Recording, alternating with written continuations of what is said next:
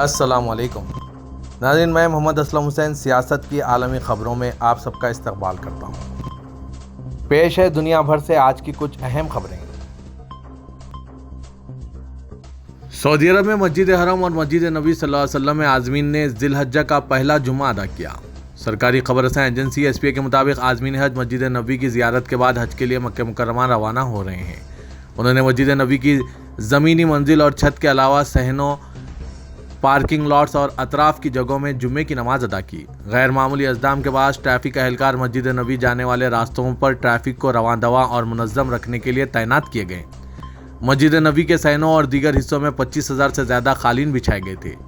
مسجد نبوی کے ایک ایک حصے میں آب زمزم کے کولر رکھے گئے ہیں۔ آب زمزم کی سبیلیں بھی قائم کی گئی ہے۔ یاد رہے کہ 2,65,000 سے زیادہ عازمین نے مسجد نبوی کی زیارت کر کے مدینہ منورہ سے مکہ مکرمہ پہنچ چکے ہیں۔ سعودی پریس ایجنسی کی جانب سے جمعے کو رپورٹ کیے گئے سرکاری اعداد و شمار کے مطابق اس سال اب تک دنیا بھر سے تقریباً 3,45,000 عازمین حج ادا کرنے کے لیے آج تک مدینہ منورہ پہنچ چکے ہیں۔ مملکت میں اس سال 10 لاکھ تک لوگوں کو حج کرنے کی اجازت دی گئی ہے۔ وزارت حج و عمرے نے کہا ہے کہ پہلی حج پروازوں کے آغاز سے اب تک تقریباً 2,79,000 افراد پرنس محمد بن عبدالعزیز انٹرنیشنل ایئرپورٹ پر اتر چکے ہیں، جبکہ تقریباً 66,000 عازمین زمینی راستے سے پہنچے ہیں۔ حرمین شریفین انتظامیہ کے سربراہ اعلیٰ شیخ ڈاکٹر عبدالرحمن السدیس نے کہا ہے کہ میدان عرفات سے حج کا خطبہ براہ راست 14 زبانوں میں نشر کیا جائے گا، جو 150 ملین افراد تک پہنچے گا۔ سبق ویب سائٹ کے مطابق ڈاکٹر السدیس نے یہ اعلان انتظامیہ کے اعلیٰ عہدیداروں کی موجودگی میں کیا۔ السدیس نے بتایا کہ جدید ترین ٹیکنالوجی اور آلات کے ذریعے حج کا خطبہ انگریزی، فرانسیسی، اردو، فارسی، روسی، چینی، بنگالی، ترکی، ہندی، اسپینی، تامل اور سواحلی زبانوں میں پیش کیا جائے گا۔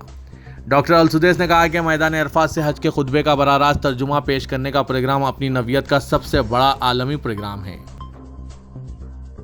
سعودی ولی عہد شہزادہ محمد بن سلمان نے ریسرچ اور ایجاد کے شعبے کے حوالے سے قومی ترجیحات کا اعلان کرتے ہوئے کہا ہے کہ اس سے 2040 تک قومی معیشت میں 60 ارب ریال کا اضافہ ہوگا۔ العربیہ نیٹ کے مطابق سعودی ولی عہد جو ریسرچ اور ایجاد کی اعلیٰ کمیٹی کے سربراہ بھی ہیں، انہوں نے آئندہ 2 اشروں کے حوالے سے سعودی عرب کی ترجیحات کا اعلان کرتے ہوئے کہا کہ ہماری 4 بڑی ترجیحات ہیں: انسانی صحت، ماحولیاتی استحکام، بنیادی ضروریات، توانائی و صنعت میں قیادت اور مستقبل کی معیشت پر توجہ مرکوز کریں گے۔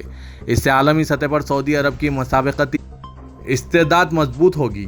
سعودی ولی عہد شہزادہ محمد بن سلمان نے مزید کہا کہ ہم نے ریسرچ اور ایجاد کے شعبے کے حوالے سے مستقبل کی امنگوں کے لیے کام کرنے کا فیصلہ کیا ہے۔ سعودی عرب میں گولڈ مارکیٹ میں جمعے کو سونے کی قیمتوں میں مزید کمی ہوئی ہے۔ 24 قرات 1 گرام سونے کی قیمت جمعے کی سے 218 ریال سے کم ہو کر 217 ریال ہو چکی ہے، جبکہ شام کو قیمت مزید کم ہو کر 216 ریال پر آ گئی تھی۔ آجیل اور ورلڈ گولڈ لائف کے مطابق 21 قرات 1 گرام سونے کی قیمت 192 ریال رہی، جبکہ 18 قرات 1 گرام سونا 164 ریال میں دستیاب رہا۔ متحدہ عرب امارات میں زائد ایوارڈ برائے انسانی برادری کی آرگنائزنگ کمیٹی نے آج ایوارڈ کے چوتھے مرحلے کے لیے 31 اکتوبر 2022 تک نامزدگیاں وصول کرنے کے آغاز کا اعلان کیا ہے۔ زائد ایوارڈ برائے انسانی برادری ایک آزاد عالمی ایوارڈ ہے جو انسانی ترقی اور پرامن بقائے باہمی کے لیے نمایاں خدمات انجام دینے والے افراد اور اداروں کو دیا جاتا ہے۔ یہ ایوارڈ 2019 میں کیتھولک چرچ کے سربراہ پوپ فرانسس اور جامعہ الازہر الشریف کے امام پروفیسر احمد طیب کے ابوظہبی میں انسانی برادری سے متعلق تاریخی دستاویز پر مشترکہ دستخط کے بعد شروع کیا گیا تھا۔ سیکریٹری جنرل اور 2023 کے انعام کے لیے ججنگ کمیٹی کے رکن جج محمد عبدالسلام نے کہا کہ کمیٹی ان شخصیات اور اداروں کی نشاندہی کرنے کی منتظر ہے جنہوں نے انسانی بھائی چارے کو فروغ دینے کے میدان میں عصری چیلنجوں کے حل کے لیے مؤثر طریقے سے اپنا کردار ادا کیا ہے۔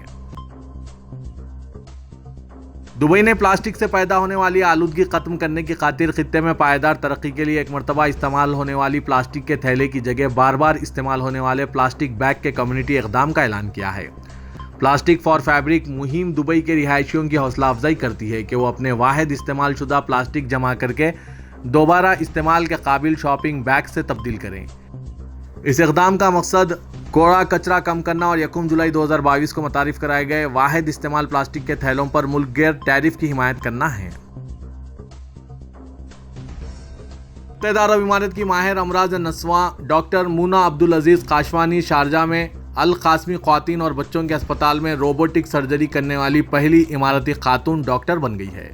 قاسوانی روبوٹک سرجری کے شعبے میں متحدہ عرب امارات کے سب سے زیادہ تجربہ کار ڈاکٹروں میں سے ایک ہیں۔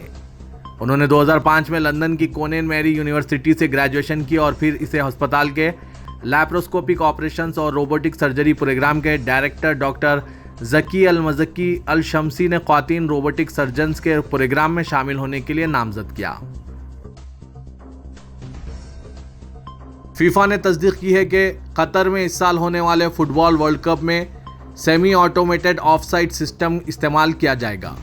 نئی ٹیکنالوجی کھلاڑیوں کی نقل و حرکت اور گیند میں ایک سینسر کو ٹریک کرنے کے لیے اعضاء سے باخبر رہنے والے کیمرہ سسٹم کا استعمال کرتی ہے۔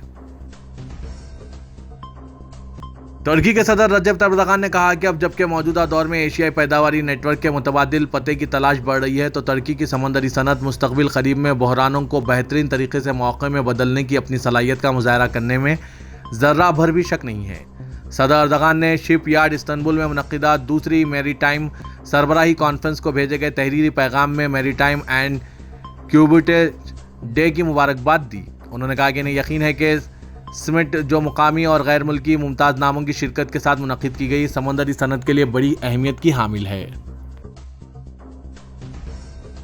فرانس کے صدر ایمانوئل میکرون نے کہا ہے کہ فن لینڈ اور سویڈن کی نیٹو رکنیت پر ترکی کی حمایت کرنا مثبت پیش رفت ہے۔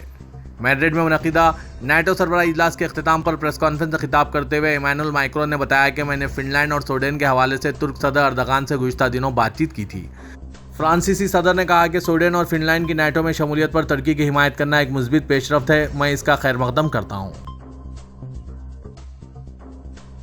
ایرانی صدر ابراہیم رئیسی نے کہا ہے کہ جوہری مذاکرات اور معاہدے کو انجام تک پہنچانے کے لیے ایران کے خلاف پابندیاں اور الزامات ختم کرنے کی ضرورت ہے۔ ایرانی صدارت عظمیٰ کے مطابق ابراہیم رئیسی نے امیر قطر شیخ تمیم بن حمد ال ثانی سے ٹیلی فون پر رابطہ کیا۔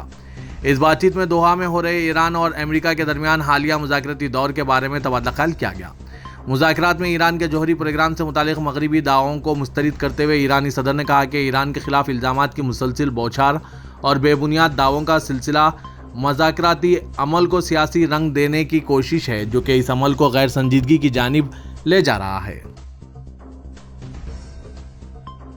پاکستان کے وزیر اعظم شہباز شریف نے کہا ہے کہ سر منڈواتے ہی اولے پڑے کہ مصداق حکومت سنبھالتے ہی بہت سے چیلنجز کا سامنا کرنا پڑ رہا ہے، ان کے حل کے لیے سر جوڑ کر بیٹھے ہیں۔ جمعے کو اسلام آباد میں لوڈ شیڈنگ پر قابو پانے کے حوالے سے منعقدہ اجلاس سے خطاب کرتے ہوئے شہباز شریف کا کہنا تھا کہ انہیں عادت نہیں ہے کہ پچھلی حکومت کا تذکرہ کریں، لیکن اس وقت جو مسائل ہیں ان کی وجہ وہی ہے۔ شہباز شریف نے موجودہ لوڈ شیڈنگ کی وجہ سابق حکومت کو قرار دیتے ہوئے کہا کہ حویلی بہادر شاہ منصوبے سے بہت بجلی بن سکتی تھی جو نواز دور میں شروع کیا گیا تھا، لیکن اس پر توجہ نہیں دی گئی۔